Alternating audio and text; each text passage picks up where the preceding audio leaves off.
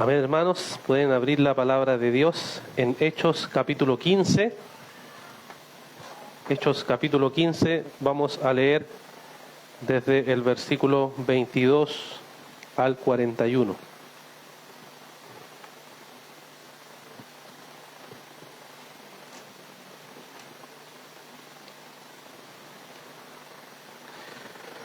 Hechos capítulo 15, versículos 22 al 41. Dice la palabra del Señor. Entonces pareció bien a los apóstoles y a los ancianos con toda la iglesia escoger de entre ellos algunos hombres para enviarlo a Antioquía con Pablo y Bernabé, a Judas llamado Barsabás y a Silas, hombres prominentes entre los hermanos, y enviaron esta carta con ellos. Los apóstoles y los hermanos que son ancianos, a los hermanos en Antioquía, Siria y Cilicia, que son de los gentiles, saludos. Puesto que hemos oído que algunos de entre nosotros, a quienes no autorizamos, los han inquietado con sus palabras, perturbando sus almas, nos pareció bien, habiendo llegado a un común acuerdo, escoger algunos hombres para enviarlos a ustedes con nuestros amados Bernabé y Pablo. Estos hombres han arriesgado su vida por el nombre de nuestro Señor Jesucristo. Por tanto, hemos enviado a Judas y a Silas, quienes también les informarán las mismas cosas verbalmente.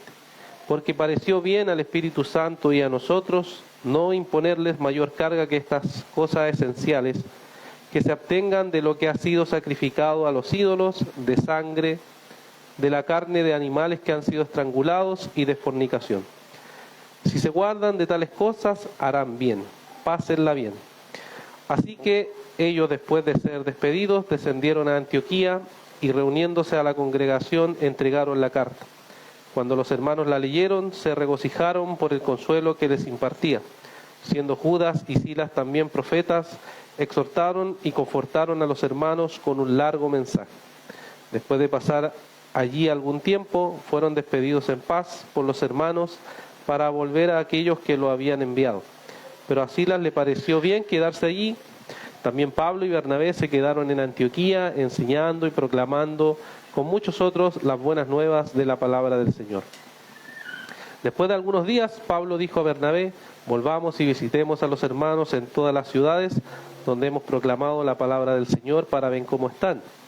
Bernabé quería llevar también con ellos a Juan, llamado Marcos, pero Pablo consideraba que no debían llevar consigo a quien los había desertado en Panfilia y no los había acompañado en la obra. Se produjo un desacuerdo tan grande que se separaron el uno del otro. Bernabé tomó consigo a Marcos y se embarcó rumbo a Chipre, pero Pablo escogió a Silas y partió, siendo encomendados por los hermanos a la gracia del Señor. Y viajaba por Siria y Cilicia, confirmando a las iglesias. Que el Señor bendiga su palabra. Tenemos aquí, mis hermanos, la respuesta que el concilio ha dado a lo que habíamos visto la vez pasada. El concilio de Jerusalén fue uno de los concilios que estableció las bases para la doctrina cristiana, algo muy fundamental. Había un problema muy grave que se estaba dando, que era que se estaba preguntando a las personas cómo las personas podían ser justificadas. Pablo y Bernabé y todos los apóstoles habían estado predicando que la justificación era solamente por la gracia de Dios, solamente por lo que Cristo había hecho en la cruz. Sin embargo, los judaizantes querían agregarle a eso que también tenían que guardar la ley de Moisés. Y entonces se dio una gran discusión. Si usted ha leído el capítulo 15, aquí solo estamos leyendo la segunda parte, se dio una discusión tan grande que tuvieron que llevarlo a Jerusalén para tratar la cuestión. Y este concilio se dividió en tres cosas sencillas que hemos estado viendo. Primero, la previa a ese concilio. O sea, la discusión que tuvo Pablo y Bernabé con los judaizantes acerca de cómo las personas podían ser justificadas delante de Dios. Esa era la discusión que tenían. Y eso se dio antes del concilio, un debate antes del concilio. Esto es muy interesante porque los concilios que hubieron posteriormente, y como le dije, el mundo evangélico en general no conoce mucho esto, pero ha sido el fundamento de la iglesia cristiana en general, es que la iglesia cristiana en general, después de este concilio, han seguido habiendo concilios, específicamente 7 concilios que se conocen como concilios ecuménicos. Y esa palabra ecuménico, que es una palabra que a veces le tiene temor a las personas porque se ha distorsionado con el tiempo, es la idea de todo el mundo conocido. O sea, toda la cristiandad de aquel momento se juntó y determinó las cosas esenciales que creemos como cristianos. Por ejemplo, hoy en día nosotros asumimos que Cristo es Dios, pero eso se determinó en un concilio. El concilio de Nicea, que este año se celebran 1700 años de eso, fue cuando los cristianos se reunieron y fueron guiados por el Espíritu para llegar a la conclusión de que la Escritura enseña que el Hijo de Dios, Cristo, es Dios encarnado. Era algo que estaba en la Escritura, sí, pero hubo debates para tratar de llegar a esa conclusión y conflictos para tratar de llegar a esa conclusión. Y así luego otros concilios como Éfeso, Calcedonia o Constantinopla, que fueron otros concilios que se fueron dando para aclarar aún más el Dios que nosotros adoramos. El Dios que nosotros ahora creemos en la Escritura es lo que entendemos que los cristianos a través de los siglos han comprendido y han interpretado correctamente. Porque si solamente decimos todos creemos en la Biblia, un testigo de Jehová puede decir lo mismo. Él cree en la Biblia, pero interpreta la Biblia de manera diferente, que llega a conclusiones diferentes, diciendo de tal manera que Jesús no es Dios. Y estoy seguro que ninguno de nosotros va a querer afirmar eso, pero eso es lo que vemos en la Escritura. Y entonces los cristianos a través de los siglos se han esforzado para tratar de entender qué es lo que nos enseña realmente la palabra de Dios. Y esto es lo que está pasando aquí también. Hay un conflicto y entonces se está tratando de resolver para darnos una definición clara y precisa de cómo las personas se justifican delante del Señor. Entonces vimos que hubo una previa a este conflicto y luego se dio el concilio en sí, en donde en ese concilio hubo distintas respuestas. Tanto Pablo como Bernabé, como Pedro, como Santiago, dieron respuestas para mostrar y decir, miren, lo que ustedes enseñan judaizantes es algo contrario a lo que la palabra de Dios nos dice. Y esto está fundamentado en la Escritura, cuando citan, ¿cierto?, parte de la palabra de Dios para mostrarle a los judaizantes que ellos están equivocados, que la salvación es solamente por los méritos de Cristo y ninguna otra cosa más. Y los judaizantes insistían en el punto que era, sí, creer en el Mesías, pero además había que hacer algo más. Vimos entonces esa parte, esta primera parte de lo que el concilio sucedió, y hoy entonces veremos parte de la respuesta que el concilio dio entonces y cómo esta enseñanza que el concilio había determinado finalmente va a ser lo que todos los cristianos van a creer. Observemos entonces, hermanos, los versículos 22 al 29 para ver parte de esta respuesta.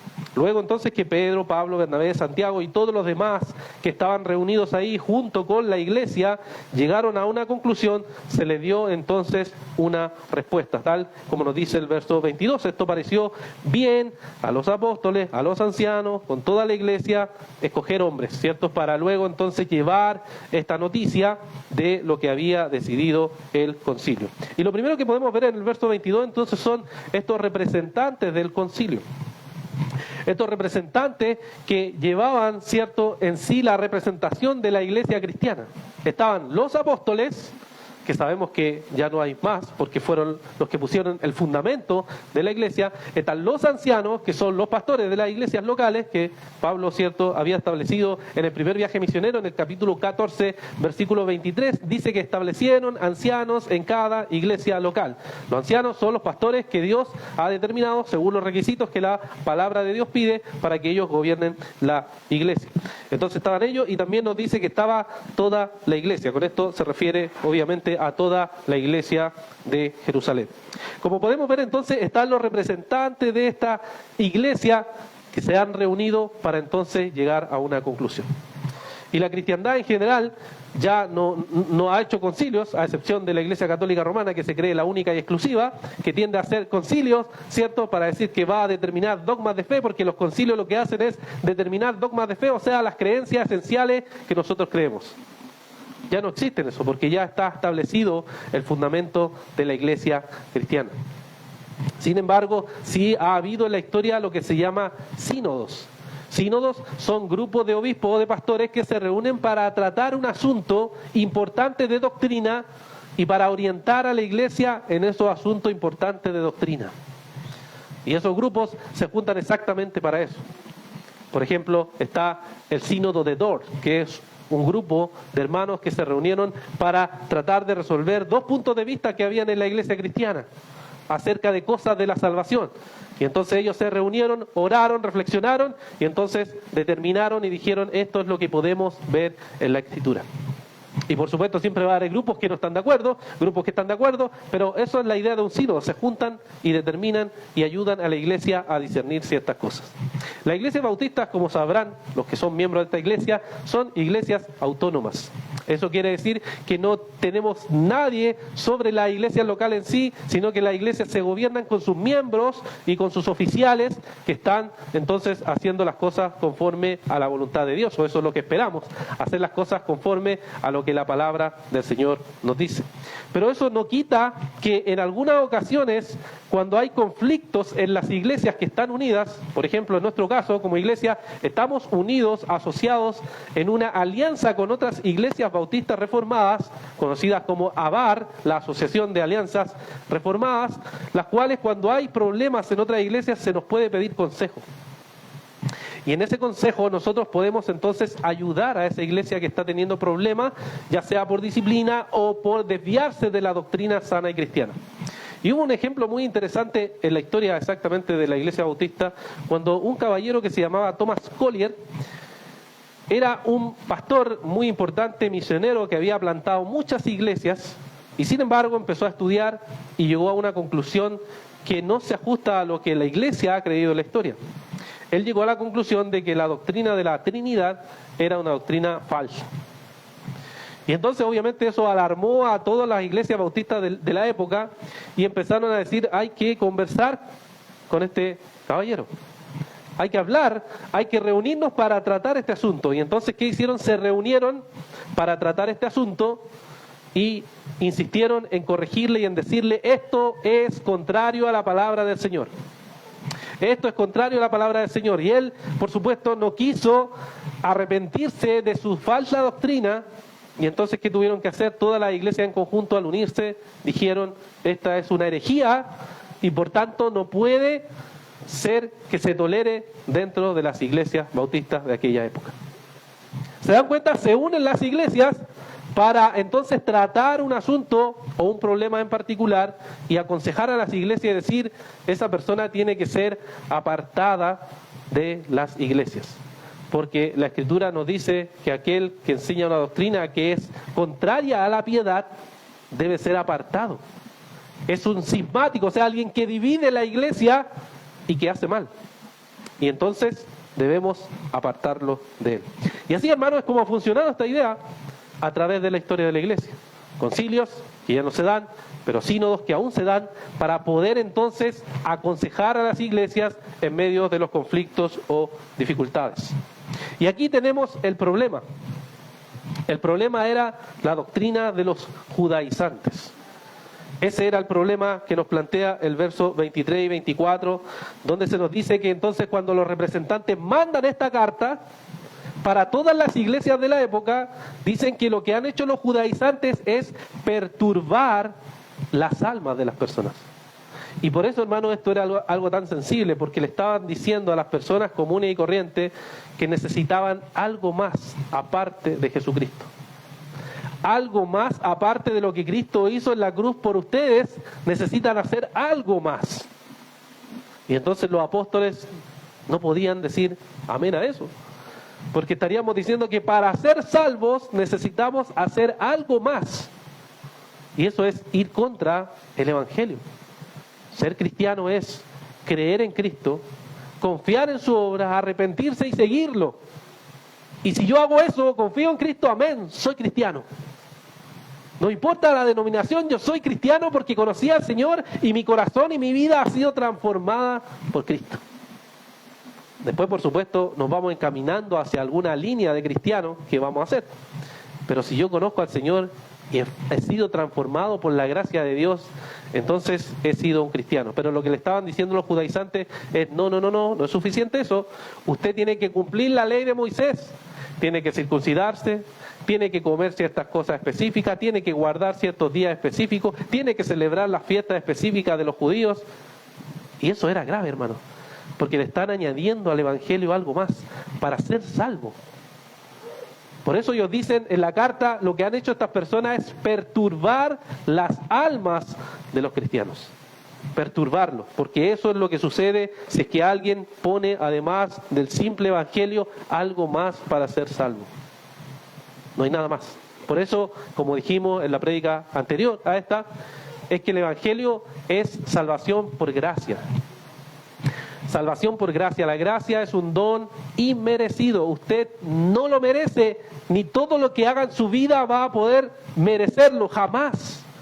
Y por eso era un escándalo para los fariseos, por eso era un escándalo para los judaizantes, por eso era un escándalo para las personas de aquel momento, porque es como si le dijéramos que el máximo violador, asesino, drogadicto, cree en Cristo, se arrepiente, es salvo. Pero ¿cómo? ¿Cómo una persona así puede ser salva, diríamos? La respuesta es gracia. Piense en el peor pecado que usted haya hecho en su vida, lo más malo que haya hecho en su vida. Pero si usted se arrepiente, tiene perdón del Señor. Siempre nos asusta la comparación con los ladrones y violadores, pero dentro del estándar de Dios, todos somos iguales. Todos íbamos a la misma perdición. Todos estábamos directos a la condenación. Pero Cristo tuvo gracia. Nos llamó a su reino, a su evangelio, cuando estábamos en plena oscuridad, y ahora somos parte de su reino. Si realmente nos hemos arrepentido de nuestros pecados y ya no andamos en esos caminos, entonces eso, hermanos, es la gracia del Señor. Y esto siempre ha costado mantenerlo en la iglesia, hermanos. No es solo una cuestión de ahora, que decimos, hay hermanos que a veces enfatizan otras cosas, como que hay que hacer ciertas cosas para ser salvo. No es solamente de este tiempo, ha sido todos los tiempos, porque el mensaje del evangelio es contra nuestra naturaleza. Nosotros siempre queremos hacer algo para encontrar justificación delante de Dios. Y la iglesia ha tratado de mantener ese mensaje puro, así. Hubo, por ejemplo, un conflicto en los primeros siglos del cristianismo, en donde un grupo de cristianos que se le llamaron después los donatistas, afirmaron que aquellos que cuando estuvieron en persecución, porque la iglesia en los primeros 300 años vivió mucho en persecución, y algunos de ellos fueron perseguidos, algunos murieron en el Coliseo, y esa parte la conocemos, pero a veces no conocemos la otra parte, que hubo cristianos que para no morir, negaron al Señor. O para no morir, entregaron escrituras que querían quemar. Para no morir, se escondieron y corrieron. Y la discusión era que después que pasó la persecución, estas personas querían volver a la iglesia. ¿Y qué decían los donatistas? No, ellos no pueden volver a la iglesia, porque son pecadores, traicionaron a Cristo. Peor aún era quizás entre ellos oficiales de la iglesia, ancianos, pastores, diáconos que hicieron eso. Y decían, no, ellos no son puros, ellos no son limpios, ellos no son dignos de ser parte de la iglesia del Señor porque traicionaron al Señor. ¿Qué diría usted, hermano? ¿Lo aceptaría la iglesia? ¿Volvería a la iglesia? A ver, espera un poco. ¿Pedro no negó al Señor? ¿Pedro no traicionó a su Señor? ¿Y el Señor lo desplazó, lo mandó, chao, no, ya no te recibo más? Y la iglesia entonces, ¿qué dijo en ese momento? Que los donatistas estaban equivocados. Porque aunque ciertamente traicionar al Señor, hermanos, debe ser terrible en tu conciencia hacerlo, yo creo. Negar al Señor cuando está a punto de morir para salvar tu propia vida es pecar, sí, es pecar, hermano. Es un pecado grave y terrible hacerlo. Pero sin embargo, si te arrepientes de ese pecado horrible que es negar al Señor, ¿no tendrías perdón de Dios? ¿No tendrías redención? ¿No tendrías misericordia de Dios? Pero los donatistas, ¿qué había en ellos? Había un corazón farisaico, había un corazón de creerse superior a los hermanos que habían caído en pecado y que habían traicionado a su Señor. Pero ahí vemos otra vez, por eso el mensaje de la gracia, hermano, es escandaloso, siempre va a ser escandaloso, siempre va a ser así para nosotros. Pero ¿cómo van a perdonar a esos impuros? ¿Cómo van a perdonar a esos traicioneros? ¿Cómo es posible? Pero esa es la gracia del Señor. Perdona, ama, si yo me arrepiento realmente. Y este, hermano, era el mensaje que ellos mandaron en esa carta. Son aceptados por el Señor los gentiles, los sucios gentiles para los judíos, los viles gentiles, los que estaban apartados del reino de Dios. Ellos eran aceptados por la gracia del Señor, por medio de la misericordia de Dios, si realmente se arrepentían de sus pecados. Ahora, hermanos, si alguno de nosotros ha pecado, nos dice 1 Juan 1:9, si alguno de nosotros ha pecado, Él es fiel y justo para perdonar nuestros pecados, si confesamos nuestros pecados. Si reconocemos que lo que hicimos es pecaminoso y al Señor no le agrada, y me arrepiento con un corazón humillado y contrito, tengo perdón de Dios. Tengo gracia de Dios. Y esa es la maravillosa gracia que nosotros creemos y predicamos, el Evangelio, la buena noticia, que en Cristo yo tengo perdón del Señor. Y entonces, ¿qué dice el concilio? Los versículos 28-29 nos da un resumen muy interesante en este versículo. Nos dice que la carta decía algo que le pareció bien a los representantes que ya dijimos y al Espíritu Santo. O sea, la decisión a la cual llegó el concilio no era una decisión simplemente de pensar y decir, miren, me parece bien esta decisión, sino que dice que el Espíritu Santo los guió. Qué más hermoso, hermanos, que pensar que las decisiones que tomamos como iglesia son guiadas por el Espíritu Santo. Eso, hermanos, es realmente maravilloso. Porque le está diciendo, le está mostrando que Dios guía a su iglesia a través de su Espíritu. Dios guía a su iglesia. Recuerden lo que nos dice Hechos capítulo 10, versículos 19 al 20, cuando está aquí Pedro meditando. Dice Hechos 10, versos 19 y 20, mientras Pedro meditaba sobre la visión, el Espíritu le dijo, mira, 3 hombres te buscan, levántate, pues desciende y no dudes en acompañarlos porque yo les he enviado. El Espíritu Santo estaba guiando al apóstol Pedro. Fíjense en Hechos capítulo 16, versículo 6. Hechos capítulo 16, versículo 6. Dice, pasaron por la región de Frigia y Galacia, habiendo sido impedidos por el Espíritu Santo de hablar la palabra en Asiria. O sea, el Espíritu Santo no solo guía, sino que en algún momento le impide hacer algo. Le impide predicar en ese lugar. ¿Por qué? Bueno, Dios sabrá, pero le impide predicar el mensaje del Señor ahí. Podemos ver, hermano, entonces que el concilio no tomó una decisión así, superficial, rápida, donde no participaba el Espíritu del Señor, sino que fue una decisión que fue guiada por el Señor. Todas, hermanos, nuestras decisiones deben estar guiadas por el Señor. Necesitamos orar a Dios para cualquier decisión, como dice Santiago, si tiene falta de sabiduría, pídala a Dios y Él se la va a dar. Las decisiones que tomamos aquí como iglesia esperamos hacerlas en la voluntad de Dios, guiados por el Espíritu del Señor.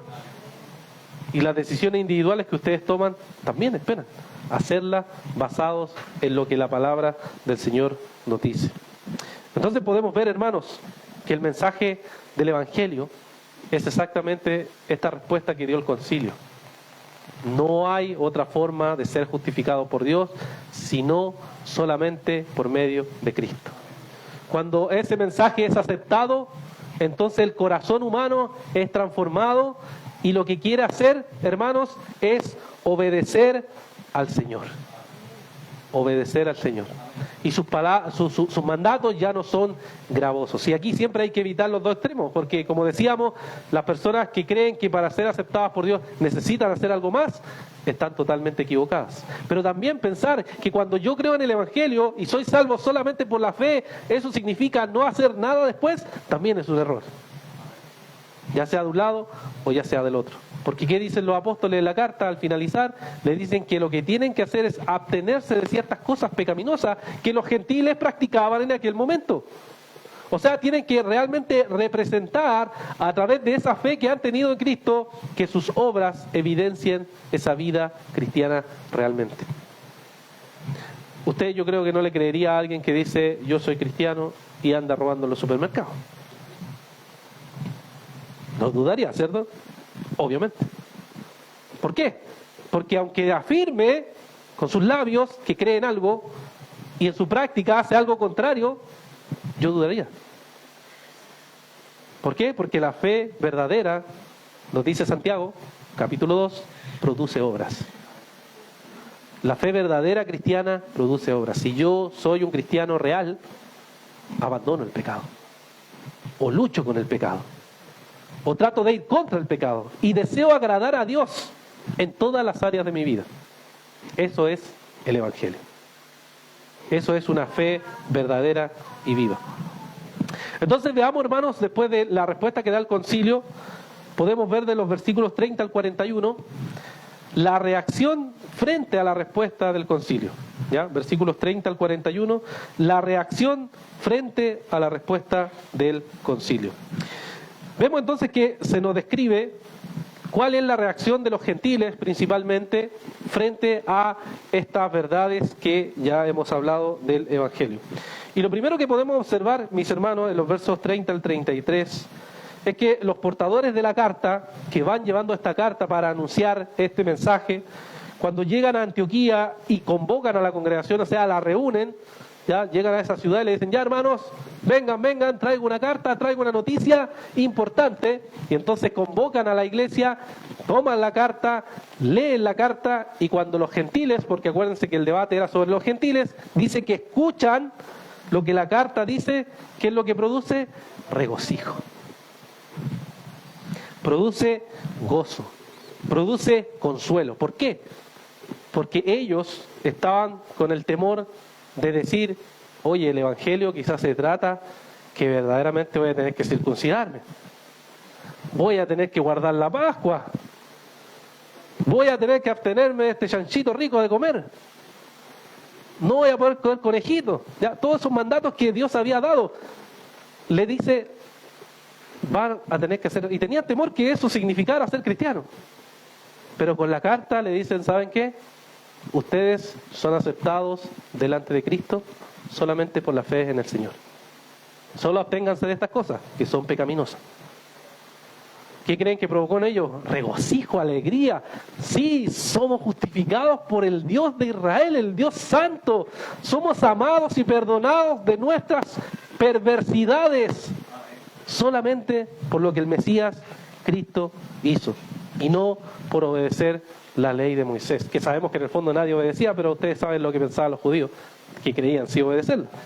Entonces sintieron regocijo, y este regocijo por supuesto lo habían experimentado un poquito antes. Si ustedes recuerdan Hechos capítulo 13, versículos 48, es cuando Pedro, ¿cierto?, va con Cornelio y él predica el mensaje del Evangelio, y esto nos dice Hechos 13, 48, oyendo esto los gentiles se regocijaban y glorificaban la palabra del Señor, y creyeron cuantos estaban ordenados a vida eterna. Este mismo regocijo que tuvieron antes, ahora lo volvían a tener, un regocijo en lo que el Señor había hecho por ellos. Además se nos dice el verso 32 que Judas y Silas exhortaron y confortaron a los hermanos con un largo mensaje. Seguramente ese largo mensaje tenía que ver para darle aún más fuerza a las promesas del Señor, para hablarle de la maravilla del Señor, para hablarle cómo el Señor ha destruido toda pared intermediaria, para hablarle que ahora ambos tenían acceso al trono de la gracia, y todo eso. Fue un largo mensaje que le estuvieron recordando la gran misericordia del Señor. Debe haber sido extraordinario para ellos, hermanos. Porque piense, un gentil no podía entrar al templo, había una pared intermediaria, había muchas fiestas que tenían que cumplir y rituales para cumplir, y tenían que estar apartados. Pero ahora el Evangelio le decía que eso se rompió. Se rompió todo, y ahora tenemos acceso al trono de la gracia solamente por lo que Cristo ha hecho, hermanos. Asombroso, increíble para un gentil. Y ustedes, hermanos, a menos que haya un judío aquí, somos gentiles. Somos gentiles. Tenemos acceso al trono de la gracia que en el antiguo pacto no tenían los demás. Así que les pregunto, mis hermanos, ¿dónde está ese regocijo? Hoy, en este momento, en esta instancia en su vida, ¿dónde está ese regocijo? ¿Qué regocijo, pastor? El regocijo cuando ustedes conocieron al Señor y se asombraban de estas cosas. ¿No es verdad que esto puede ser simple y mero discurso ahora? Pero ¿dónde está ese gozo de la salvación? ¿Dónde está? Lo que experimentaron aquí los gentiles, gozo y regocijo. Soy perdonado por Dios, soy amado por Dios, soy un hijo de Dios, solamente por la obra de Cristo. ¿Dónde está ese gozo, hermano? ¿Permanece o no permanece ese gozo del Señor? En medio de la prueba, ¿está ese gozo, hermano? Dificultad en el trabajo, problemas matrimoniales, problemas con hijos, problemas de salud. ¿Sigue el gozo? El gozo, hermanos, es algo dado por Dios, algo sobrenatural, no se explica. Que en esos momentos donde uno está pasando dolor, pérdida de alguien que amamos, discusiones, dificultades, aún en medio de eso hay gozo. ¿Cómo es posible, hermanos? El Espíritu Santo. Eso, hermanos, es tener el gozo. ¿Aún estás gozoso, hermano? En medio de las pruebas, en medio de las tribulaciones, en medio de cualquier circunstancia. Recuerda, Cristo murió por ti. O perdiste el Evangelio confundiéndolo con estar en el Evangelio, estar en Cristo, es venir a la iglesia, participar de actividades. ¿Es necesariamente eso, estar gozoso en el Señor? No necesariamente, hermano. Tú puedes hacer todas esas cosas, venir aquí y estar en verdad sin ningún gozo realmente de Dios. Puedes estar aquí, como oraba nuestro hermano, por aparentar, pero no estando verdaderamente con gozo en el Señor. ¿Dónde está ese asombro que teníamos cuando pensábamos, increíble que Dios me escogió desde antes de la fundación del mundo? ¿Dónde está ese asombro que decíamos, increíble el amor tan profundo, tan ancho, tan amplio, ese amor de Dios que ha sido derramado en nuestras vidas? ¿Dónde está ese gozo que tenías en el Señor? ¿Aún te gozas en Dios? ¿Aún te gozas en medio de la dificultad? ¿Aún te gozas en medio de las lágrimas que puedas tener? Como los gentiles aquí se gozaron. El escuchar y el entender el Evangelio y decir, increíble que soy amado. ¿Dónde está, hermano, ese gozo? Pero fíjense luego en los versos 33 al 35, los despiden para que se puedan ir después de haber entregado esta carta, pero dicen que algunos de ellos se quedaron, como Silas, Pablo y Bernabé, se quedaron ahí enseñando y proclamando el Evangelio a otros. Ahora, sabemos, ¿cierto?, que este mensaje que ya ellos entendían bien los apóstoles, empezaron a volver a anunciarlo, aprovecharon esa oportunidad de gozo y regocijo de los gentiles, seguramente mucha gente diciendo qué les pasa a estas personas, y entonces aprovecharon la oportunidad para seguir proclamando y seguir predicando el mensaje del Señor. No sabemos las razones exactas por las cuales se quedaron, pero parece ser que vieron mucha necesidad del Evangelio en ese lugar y se quedaron entonces en ese lugar. Algo que Pablo sabía bien y que consideraba siempre muy importante, como lo escribe en Romanos capítulo 10, versículos 14, versículo bien conocido, que dice, ¿cómo pues invocarán a aquel a quien no han creído? ¿Y cómo creerán en aquel de quien no han oído? ¿Y cómo oirán sin haber quien les predique? ¿Y cómo predicarán si no son enviados? Tal como está escrito, cuán hermosos son los pies de los que anuncian el evangelio del bien. Cuán precioso, hermanos, es anunciar ese mensaje del Evangelio, ese mensaje que traía gozo a su vida y a su corazón. Era un mensaje que también ellos querían anunciar en ese momento para experimentar y ver cómo la gracia del Señor seguía actuando. Hermanos, no hay mejor ingrediente para predicar el mensaje del Evangelio que el gozo, que el regocijo en el Señor. Yo sé, hermanos, puedo yo recordarles Mateo 28 toda la vida, la gran comisión. Puedo hablarles de los mandatos, puedo hablarles de los castigos, puedo hablarles del juicio que van a tener delante de Dios. Y todas esas cosas son advertencias ciertas e importantes a considerar, sin duda, porque así será. Pero lo que va a tener mayor efectividad a la hora de predicar el Evangelio es cuando yo experimento ese mismo Evangelio en mi vida constantemente. Eso me va a impulsar. Pablo decía, me siento constreñido, me siento presionado, me siento motivado por el amor de Dios a predicar. No puedo detenerme. No puedo, es tan fuerte lo que me impulsa que necesito predicar el mensaje del Evangelio. Y por eso les preguntaba dónde está el gozo. Porque si ustedes no predican, es difícil creer que tienen gozo. ¿Se dan cuenta, no? Es difícil creer que se están regocijando en el Señor. Es difícil creerle a alguien que dice, no, es increíble, el amor de Dios es asombroso, y después pasa alguien y ya, bueno. Pero ¿cómo? Si yo estoy lleno del Señor, estoy regocijándome en el Señor, entonces miraría con los ojos de Dios a las personas y diría, esta persona está perdida, va al infierno, se va a destruir. ¿Cómo no voy entonces yo con ese gozo que conozco de Dios a hablarles del Señor? Es que no sé hablar, es que tengo miedo. Bueno, el gozo te va a obligar a eso. El gozo te va a llenar tanto que no vas a poder callarte y de cualquier manera lo vas a hacer. Entregarle un tratado, hablarle algo. Va a estar impulsado por el amor de Dios. Los gentiles estaban impulsados y de ahí que el libro de los Hechos nos relata que el Evangelio se extendió. ¿Por qué? Porque quisieron predicar, proclamar el mensaje del Señor. ¿Es bueno el evangelismo congregacional? Buenísimo, hermanos. El personal también. Todo eso es bueno, mi hermano, pero fluye de un corazón gozoso en el Señor. Que no simplemente lo hace por hacer, lo hace por mandato, lo hace porque ama a Dios. Y el amor a Dios me impulsa a predicar ese mensaje porque amo al prójimo también. Y no quiero que se pierda, no quiero que se vaya a la perdición. Es la gracia de Dios actuando en mi propio corazón. Y por eso cuando uno espiritualmente está más frío, más seco, menos hay de todo. Buscar al Señor, Biblia, predicación, asistencia a la iglesia, todo eso se ve reflejado externamente, simplemente lo que hay en un corazón que no se está regocijando en el Señor. Pero aquí podemos ver a los apóstoles, a los hermanos animados, predicando el mensaje del Evangelio a toda criatura, anunciando ese gran mensaje del Señor. Eso, hermanos, es lo que debe producir en nosotros la gracia de Dios. Predicación, palabra, evangelismo, constante, personal, comunitario, de iglesia, como sea. Queremos que la gente conozca al Señor. Y les vamos a anunciar ese mensaje porque amamos a Dios. Pero esta historia, hermanos, termina de forma extraña. Si usted ha leído este mensaje, tenemos el concilio maravilloso, se extiende por todos lados, pero de repente, desde los versos 36 al 42, pasa algo que pareciera que no encaja en la historia. ¿Qué es lo que pasa?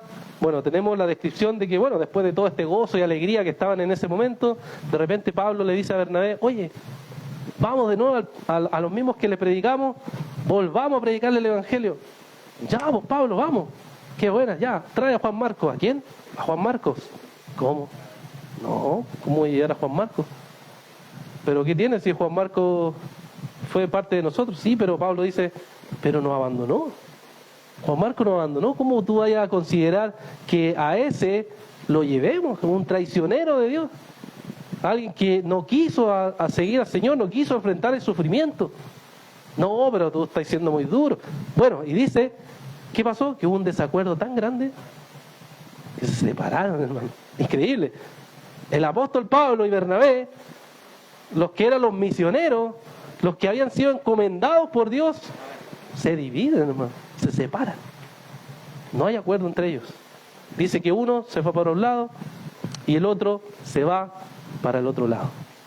Y al tiro uno cuando lee este texto dice, bueno, ¿y quién tiene la culpa? ¿Alguien tiene la culpa aquí? ¿Quién es el culpable? Bueno, hay un comentarista bíblico que dice lo siguiente.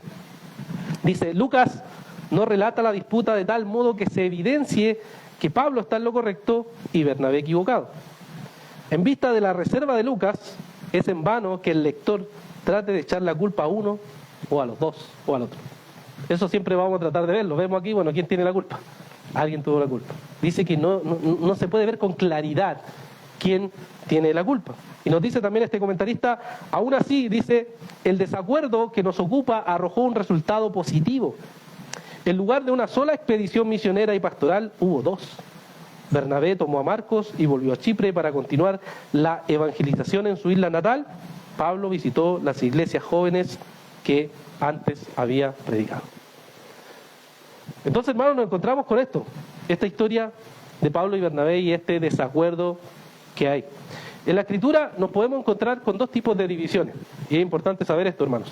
Hay divisiones pecaminosas que son contrarias a la Escritura, que pasan por pecados, por herejía, y por tanto se quiebran la iglesia. Esas son divisiones pecaminosas. Pero también hay divisiones que son hechas por Dios. Divisiones como famoso versículo que a todos alguna vez no han usado en la vida, me imagino, ¿cierto? Que salieron de nosotros, pero no eran de nosotros, para que se muestre que no pertenecían a nosotros, ¿cierto? Y lo usan siempre para decir que usted obviamente es un hereje, ¿eh? No yo. Entonces se usa ese versículo así. Y entonces hay divisiones que Dios permite que sucedan para evidenciar quiénes son realmente los que son conforme a la palabra del Señor. Pero aquí lo que vemos, hermanos, es una división que se da por dos opiniones en unas circunstancias en particular. Y no sabemos entonces, porque la Escritura no nos dice quién estuvo en lo correcto y quién estuvo en lo incorrecto. Pero nos revela que el carácter pecaminoso que todos nosotros tenemos a veces puede causar división. El carácter pecaminoso que nosotros tenemos a veces puede llegar a un desacuerdo tan fuerte con un hermano que puede quebrarse. Y obviamente, hermano, eso es lamentable. Pero pasa en la realidad, pasa en iglesias, pasa entre hermanos, pasa entre nosotros. Tenemos que luchar para que eso, por supuesto, no pase. Pero lo que podemos pensar aquí, por la evidencia que tenemos de la Biblia, es que no sabemos si Pablo y Bernabé se reconciliaron y conversaron al respecto. Pero sí sabemos que Pablo después consideró a Juan Marcos. ¿Cómo lo sabemos? Segunda de Timoteo, capítulo 4, versículo 11, nos dice lo siguiente: solo Lucas está conmigo, toma a Marcos y tráelo contigo, porque me es útil al ministerio. O sea, Pablo después, años después, considera a Juan Marcos como alguien útil para el ministerio, como alguien que le va a ayudar en el ministerio y en el trabajo que está haciendo. ¿Qué pasó en el camino? No tenemos información. Habló Pablo con Bernabé, se reconciliaron, no se reconciliaron, pero lo que sí sabemos es que Juan Marcos ahora es parte del equipo, del ministerio del apóstol Pablo. Pero la explicación que sí podemos tener a la luz de Pablo, de lo que él predicó, de lo que él vivió, de lo que son los mandatos del Señor, es que Pablo tuvo que haber aplicado gracia. Pablo tuvo que haber aplicado la misma gracia que él conocía, la misma misericordia que él había predicado, la misma misericordia que él había recibido, aplicó finalmente gracia. No sabemos cómo, de qué manera, pero consideró a Juan Marcos. El que había sido causante del conflicto ahora lo consideraba. Hermanos, y ahí vemos la gracia de Dios aplicada en esta situación en particular. Una situación terrible, lamentable, sí, pero a la vez algo que vemos aquí es la gracia de Dios actuando luego en Pablo. Hermanos, y si ustedes han conocido la gracia del Señor, ustedes han experimentado la gracia del Señor, saben del amor de Dios por experiencia, porque han conocido la gran bondad de Dios. Entonces, si yo conocí esa gracia de Dios, ¿cómo la aplico? ¿Cómo la aplico en mis relaciones? ¿Cómo la aplico en mi matrimonio? ¿Cómo la aplico con mis hijos? ¿Cómo la aplico en la iglesia? ¿Cómo la aplico en un conflicto entre hermanos? ¿Cómo aplico esa gracia? Si Cristo perdonó lo imperdonable, pagó lo impagable, ¿quién eres tú para no aplicar la misma manera de gracia? ¿Quién eres tú para no mostrar esa inmensa y misericordiosa gracia de Dios en tu propia vida? Y entonces vivir en esa reconciliación, vivir en ese amor, vivir en esa misericordia que el Señor nos ha mostrado en la cruz del Calvario, que es infinita, que es inmensa, que no tiene límites.